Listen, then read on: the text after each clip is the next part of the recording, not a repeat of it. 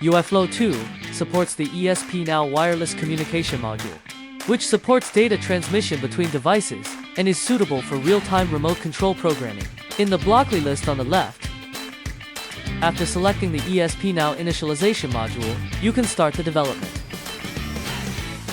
Next, I will demonstrate a case where two Course 3 devices are used for wireless data transmission via MAC addresses.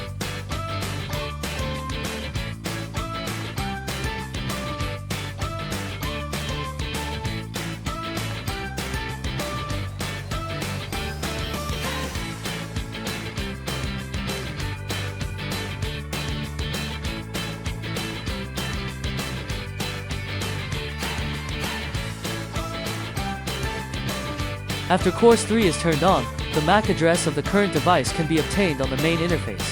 Fill in the address and burn the program.